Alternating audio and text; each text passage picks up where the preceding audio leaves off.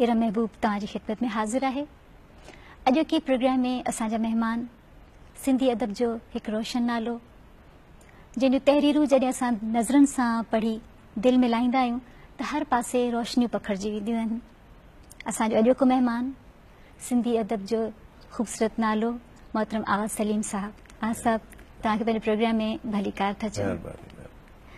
रोशनी जो सफ़र, ऊंधाई धरती, रोशन हथ, रोशनी जी तलाश, हमाउस, ही सभु नाला तव्हांजी सुञाण, असांजे अदब जो मान। आगा साहब हेॾियूं सारियूं रोशनियूं तव्हां किथां आंदियूं जॾहिं त रोशनी जी एॾी घटिताई आहे हर पासे ऐं तव्हां एॾियूं सारियूं रोशनियूं रुगो पाण वटि रखी छॾियूं? इन जो उनवान तव्हां विसारे छॾियो नी त रोशनी जी तलाश। जी, रोशनी जी तलाश माना ॻोल्हा आहे। जी जी। ऐं ऊंधाई धरती, माना धरती त ऊंधे आहे पर रोशन हथ मां मुंहिंजो मतिलबु इहो हो त जेको फनकार या जेको हुनरमंद, जेके हुनरमंद हथ आहिनि उहे जेका तख़लीक़ था करनि उन्ही सां ई रोशनी क़ाइमु आहे। तहज़ीब इहो धरती त ऊंधे आहे। सही, बिल्कुलु जीअं इक़बाल जो शेर आहे त तूं शब आफ़रीदी मन चिराग आफ़रीदम, तो राति ठाही हुई मूं ॾींहुं ठाहे, राह सां तो हम कलाम थिए। सो धरती त ऊंधे आहे। धरती ते जेका बि रोशनी नज़र अचे थी, जेका बि रोशनी नज़र अचे थी उहा कंहिं न कंहिं तरीक़े सां इंसान जे हथनि जे हुनर जी रोशनी आहे। ऐं उन्ही सां ई सारो तहज़ीब आहे, सारी जगमग आहे। मुंहिंजो मक़सदु इहो ऊंधाई धरती रोशन हथ सां इहा मुराद। तव्हां अदब जी मुख़्तलिफ़ सनफ़नि ते तबे आज़माई कई आहे। कहाणीकार, बहसियत कहाणीकार, बहसियत नावल निगार, हिकु बहितरीन शाइर, ड्रामा राइटर, मौसीक़ी जा ॼाणू, शाह जा पारखू, मुतरजम, सफ़रनामा निगारी बि तव्हां कई आहे। भला एॾियुनि सारियुनि सिन्फ़नि ते तबे आज़माई करण खां पोइ तव्हां छा था सम्झो कहिड़ी सिन्फ़ में तव्हां पाण खे वधीक इहो इत्मीनान थी वञे हा, इहा ख़बर पइजी वञे हा त मां कंहिं सिन्फ़ में कामयाबी हासिल कई आहे त ॿी सिन्फ़ में जेकर कॾहिं कोशिशि ई न कयां। माना रोशनी जी तलाश जारी आहे। जारी आहे। ऐं माण्हू जेको आहे सो डिसकंटेंटमेंट आहे न माण्हू जे लाइ। नेचर लाइ चवंदा आहिनि त कंहिं शाइर मूंखे नालो यादि ईअं नथो अचे त जॾहिं नओं गुल थो टिड़े, जॾहिं को नओं ॿार थो ॼमे त ईअं थो मालूम थिए त कुदरत या इंसान मायूस न थी आहे, ख़लक़दी थी रहे। ऐं इहो बि हिकिड़ो शेर आहे त सदा जेका आहे कुन फयकून जी अञा गूंजदी थी रहे, तख़लीक़ थींदी थी रहे। सो चइबो आहे डिसकंटेंटमेंट इज़ डिवाइन, या ॼणो ख़ुदा जी ख़सलत आहे। शायदि ईअं ई अलाए छा कहिड़ा सबब था थियनि, इनर प्रोसेस कहिड़ा आहिनि राइटर जा जो हिकिड़े हंधि कहाणियूं लिखे थो उन में मुतमइन नथो थिए, पोइ नावलेट में लिखिया, नावलेट में शायदि मुतमइन, पोइ नावल लिखिया पोइ उहो बि न थियो, पोइ शाइरी कईसीं उहा बि न थी, त पोइ साईं जो तर्जुमो कयोसीं त मन इन एॾी अज़ीम माण्हूअ सां बीहण नाले सां लॻो बीहण सां ई मन को अतमीनान थिए। अञा ताईं साईं सां ॻोल्हा जारी आहे तव्हांजी। लतीफ़ जे हवाले सां तव्हां तमामु घणो कमु कयो आहे। इहो ख़्यालु तव्हांखे कीअं आयो त शाह साईं जी शाइरीअ खे तव्हां ॿी ॿोलीअ जो वेस पारायो? हा, हीअं असल में ॻाल्हि तव्हांखे ॿुधायां त मां हुयुसि इस्लामाबाद में, हितां उते का मुंहिंजी दोस्ती कान हुई। उन्हनि ॾींहंनि में इस्लामाबाद बि एॾो को गहमा गहमी वारो शहर कोन हो, ॾाढो साइलेंट शहर हो। शाम जो वीरानी छंछिजी वेंदी। उते मूं हिकिड़े ॾींहुं असांजी रिकॉर्ड कयल हो हैदराबाद जो हिकिड़ो हुयो गानो रुबीना जी आवाज़ में, तड़ निहारिया ते मुंहिंजा बंदर वयाड़ा जे। उन गाने मूं ते एॾो असरु कयो जो मूंखे महसूसु थियो त हाणे इहो जेको मूं ते असरु थियो आहे, जेको लतीफ़ साईं जे कलाम में जेका तासीर आहे उहा मां ॿियनि माण्हुनि खे ताईं बि पहुचायां। ओॾी महिल मां शाइर न आहियां, तव्हांखे शायदि ख़बर न हूंदी त मूं सारो कैरियर नसर नवीस तौर कयो। पोइ ओॾी महिल ई मूं हुन उहो शेर जेको आहे सो साईं जी भाई जेका आहे सा मूं उहा तर्जुमो कई।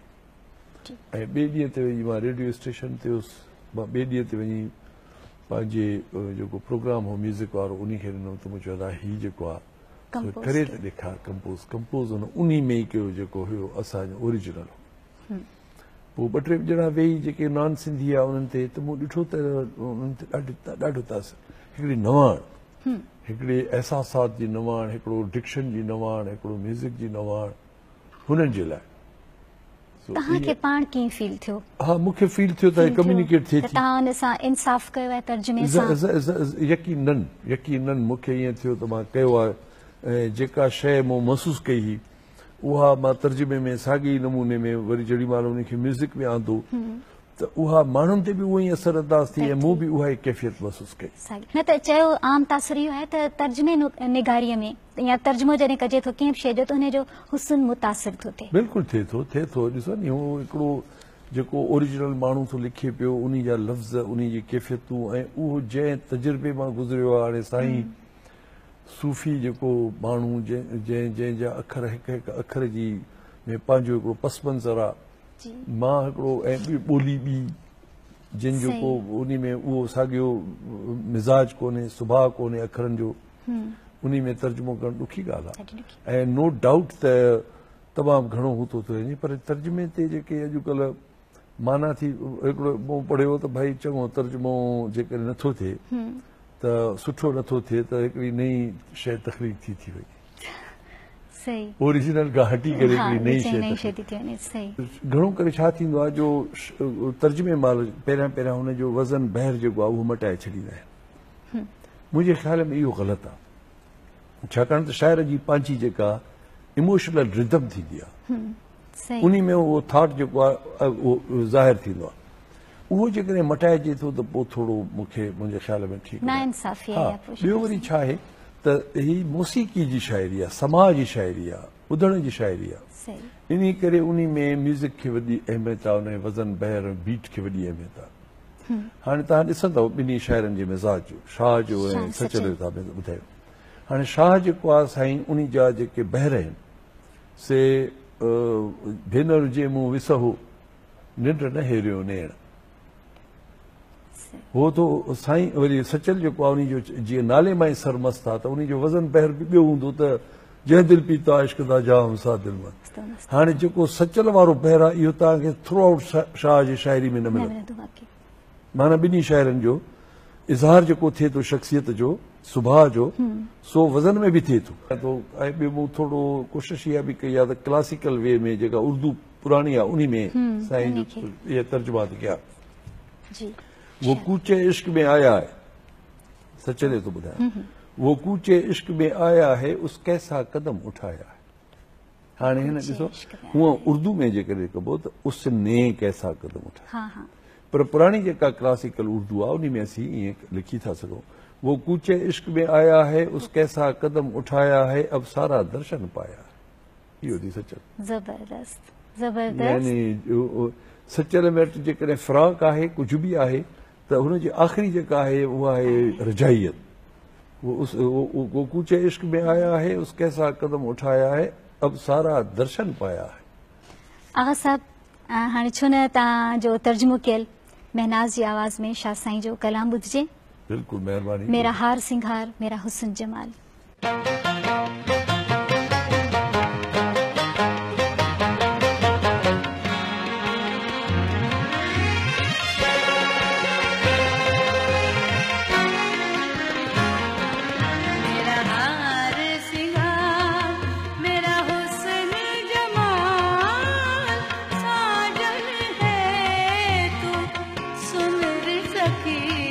मेरा हार सिंगार मेरा हुस्न जमाल।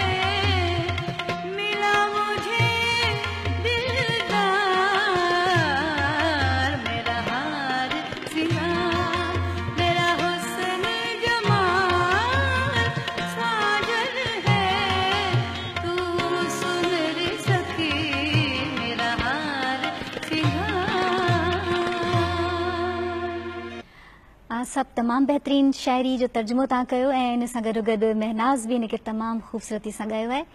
ॾाढो सुठो लॻो। तव्हां इन जे बारे में असांखे कुझु ॿुधाईंदा? मां तव्हांखे हिकिड़ी ॻाल्हि ॿुधायां त समी बलूच जेको आहे उहो असां ॿिन्ही ते ॾाढी महिनत कईसीं आइटम ते।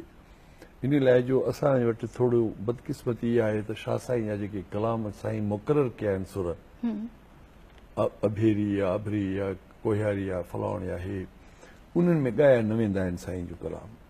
सो समी मां इन ते ॾाढी महिनत कईसीं ऐं उन में पहिरियों दफ़ो मां तव्हांखे ॿुधायां थो त शाह जे हुसैनी राग खे, साईं जो जेको हुसैनी सुर आहे उन खे हुसैनी राग में असां पेश कयो। तमामु सुठो। ऐं इन जी हिकिड़ी तमामु पुराणी बंदिश आहे, उहा ज़हन में रखी करे उन ते रिकॉर्डिंग कराई। इहो ईअं आइटम न आहे। इहा तव्हांजी महिनत जेका आहे तव्हांजी समी साहब जी इन जी महिनत वाकई पाण ॾिसंदड़नि खे बि नज़र ईंदी आई हूंदी। बल्कि साहब तव्हां ज़िंदगीअ सां भरपूर टहक ॾींदड़ इंसान, पर तव्हांखे कावड़ बि ईंदी हूंदी। ठीकु आहे, असां पंहिंजे जेको आहे न गुफ़्तगू जो रुख़ थोरो ॿिए पासे था आणियूं। ठीकु आहे न, तव्हांजो कावड़ जो इज़हार कीअं थींदो आहे?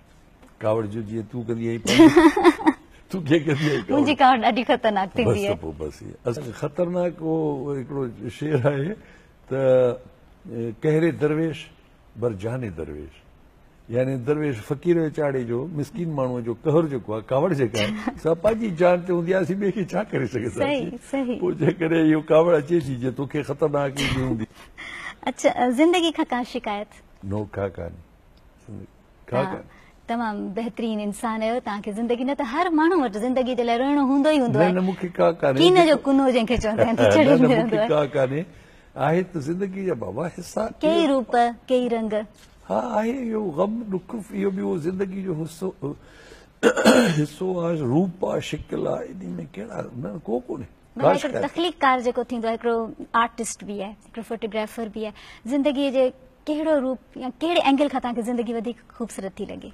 हर तरह सां ॾिसो नी, हाणे मां तव्हां कीअं डिफाइन कयां भला उन जी बदसूरती मां तव्हां कॾहिं ख़ूबसूरती ॻोल्ही आहे ज़िंदगी जी किथे कंहिं बदसूरती मां? हा, हाणे हिकिड़ी ॻाल्हि ॿुधायां थो त माण्हू घणो करे कंदा आहिनि त पोढ़ाइप खे खां शिकायतूं हूंदियूं अथनि। सचपुच मां तव्हांखे ॿुधायां थो त पोढ़ाइप मूंखे एॾो हुस्न नज़र आयो आहे, पंहिंजी पोढ़ाइप में जंहिंजी का हद कान्हे मुंहिंजी ज़िंदगीअ में, न पर ख़ुदि ज़िंदगीअ में, एज में। मूंखे मुंहिंजा पुट पुटियूं आहिनि। हाणे मां सोचे बि नथो सघां पियो त अहिड़े क़िस्म जूं फीलिंग्स को जवानी में थींदियूं हुयूं या छा हिकिड़ो जोश जज़्बो हुयो, उहो गुज़री वियो। हिन में जेको ठहराव आहे, हिन में जेको कंटेंटमेंट आहे, हिन में जेके यानी तव्हांजे वजूद जी एक्सटेंशन आहे नी, तव्हां इन हद ताईं आहे जो ॿार मां यानी मक़सदु हर ज़िंदगी जे हर मुंहिंजे ख़्याल में जेको हिसो आहे उन में हुस्न। सभु तव्हां पंहिंजी गुफ़्तगू जे दौरान हींअर चयो त तव्हां शाइर न आहियो। तोड़े जो तव्हां शाइरी कई आहे, घटि कई आहे, पर बि उहा तमामु घणी अहम आहे, माण्हुनि वटि क़बूल पई आहे। तव्हां हिन जे बारे में छा चवंदा? मां छा चवंदुसि, बसि मूं शाइरी करे छॾी आहे, माण्हुनि क़बूल कई आहे या न कई आहे, बारे में कुझु चई नथो सघिजे। त भला तव्हांजो हिकिड़ो गज़ल ॿुधिजे रहमत मीराली जी आवाज़ में। चंड चओ मुंहिंजो को साजन तो ॾिठो। बिल्कुलु सही। अचो त ॿुधूं।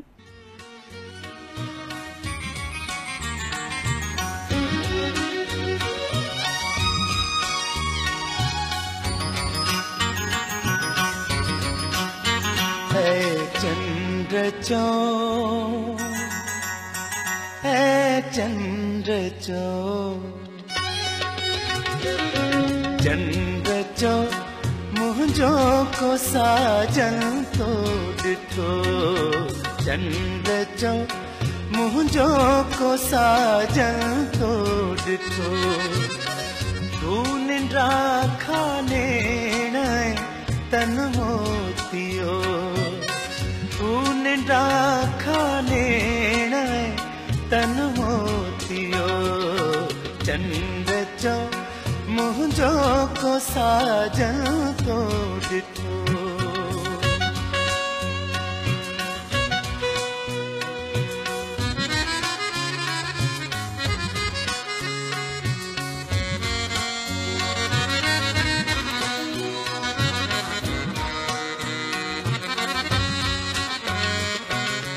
तोड़े तकंदड़ नेण चो तो के ॾिठा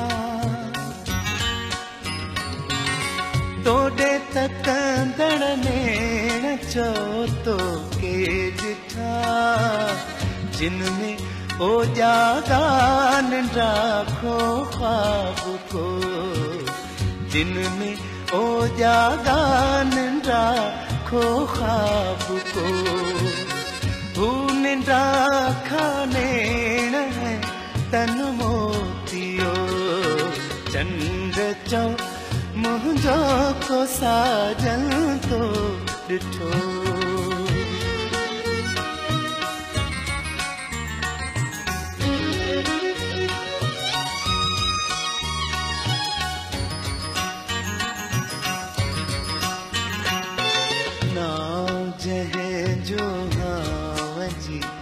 उपकार हो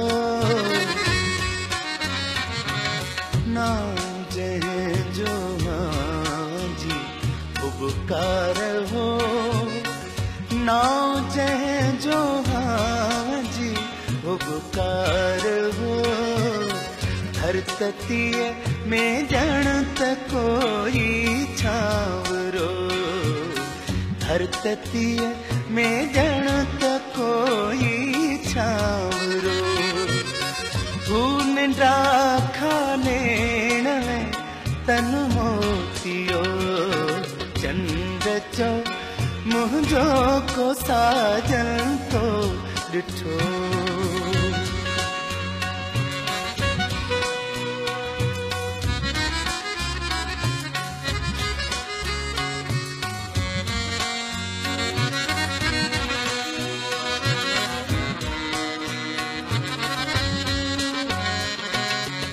उन में आगा उन्यायल हो बदन उन में आगा उन्यायल हो बदन भूत बादल बण जी मुँह पे हो उठो भूत बादल बण जी मुँह ते हो उठो भून राखा नेण तन मोतियो भून राखा नेण तन मोतियो चंद्र चो मुझो को साजन तो ॾिठो चंद्र चो मुझो को साजन तो ॾिठो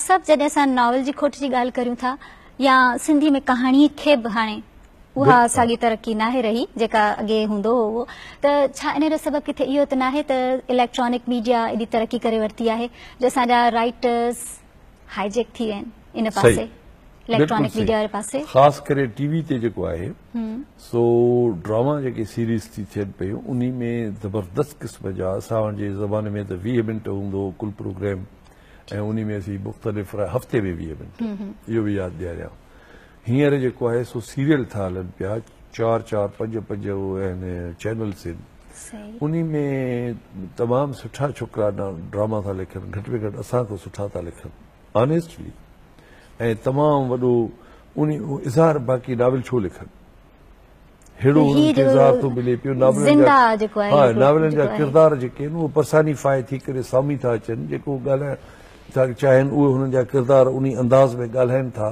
पढ़ण वारो त पढ़ंदो अलाए कहिड़े अंदाज़ सां पढ़े सो हिकिड़ो सबबु इहो थी सघे थो ॿियो सबबु इहो कॉलम जेके अख़बारनि वारा आहिनि उहो बि आहे इन करे सभु राइटर्स इन तरफ़ अची विया आहिनि इन माण्हुनि खे एक्सप्रेशन घुरिजे यानी मीडियम त पोइ जी ॻाल्हि आहे न त भई नावल लिखे अफ़सानो लिखे या छा लिखे एक्सप्रेशन घुरिजे एक्सप्रेशन उनखे मिली थो वञे पियो बसि पोइ उन में हा माण्हू जो क्रिएटिव जेके आहे इंस्टिंक्ट उहा कंहिं हद ताईं सेटिस्फाई थी वञे इहो सबबु थी सघे थो सही है मां तव्हांजी ॻाल्हि सां सहमत आहियां त काफ़ी क़दुरु इहे शयूं बि मेहताब जा नावल तव्हां कीअं भला उन्हनि खे कीअं चइजे हिकिड़ा वॾा सॻे मील जी हैसियत था रखनि उहे वाकई में ऐं अहिड़ी नमूने सां ग़ुलाम नबी मोकिलिया नाविल आहिनि और तमामु ज़बरदस्त इहे छोकिरो मुनीर सिराज या सिराज इहे त वरी आहिनि असां या मुनीर, हा, क्लासिक्स में तव्हां अची वियासीं न पुराणे ज़माने या ज़माने उहो त आहे। बाज़ी बईद जा माण्हू काश असां वटि अहिड़ा क्लासिक असांजी नई टहीअ में बेड़ा पैदा थी सघनि। इहे हाणे ॿुधाए मां या। इहो मुनीर चांडीअ जो तमामु जी हा, मूंखे नाविल बिल्कुलु। वणियो तमामु वणियो। साहब तव्हांजी तमामु घणी महिरबानी, तमामु सुठियूं ॻाल्हियूं तव्हां असांखे ॿुधायूं, असांजे प्रोग्राम खे तव्हां रोशनी ॾिनी, तव्हांजी तमामु घणी महिरबानी। महिरबानी। नाज़रीन, इन सां गॾु ई असांजे अॼु के प्रोग्राम जो वक़्तु पंहिंजी पुॼाणी ते पहुचे थो। पंहिंजी मेज़बान खे इजाज़त ॾींदा, अल्लाह हाफ़िज़। उन में आगा उञायल हो बदन हू त बादल बण